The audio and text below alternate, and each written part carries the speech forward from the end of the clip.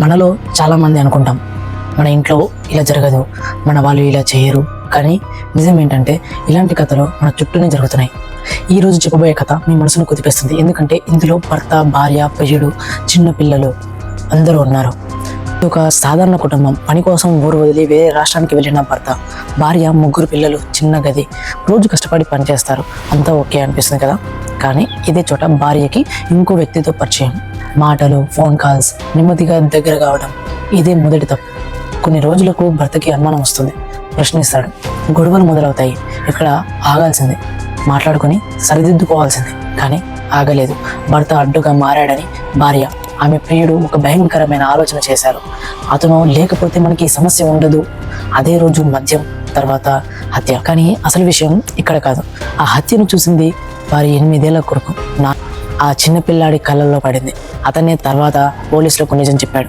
ఒక చిన్న పిల్లాడి మాట ఈ కేసుని బయటపెట్టింది. వాళ్ళు అనుకున్నారు ఎవరు చూడలేదని, ఎవరు చెప్పారని. కానీ నిజం ఎప్పుడు బయటపడుతుంది. భార్య, ప్రియుడు ఇప్పుడు జైల్లో, పిల్లలు, వాళ్ళ జీవితమే మారిపోయింది. ఇక్కడ ఒక మాట చెప్పాలి. వివాహేతర సంబంధం ఒక వ్యక్తి తప్పు కాదు, అది ఒక కుటుంబానికి శిక్ష.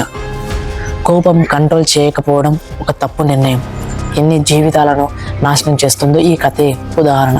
మీరు భర్త అయినా, భార్య అయినా, లేదా యువకుడైనా ఒకసారి ఆలోచించండి. మీ నిర్ణయం వల్ల పిల్లల జీవితం ఎలా మారుతుందో. ఈ వీడియో నచ్చితే లైక్ చేయండి. ఇలాంటి ట్రూ క్రైమ్ స్టోరీస్ కోసం షేర్ చేయండి. అండ్ ఇంకా ఇలాంటి సింపుల్ స్టోరీ వీడియోల కోసం సబ్స్క్రైబ్ చేయండి. కుటుంబం విలువ తెలిసినప్పుడే జీవితం విలువ తెలుస్తుంది. Stay tune.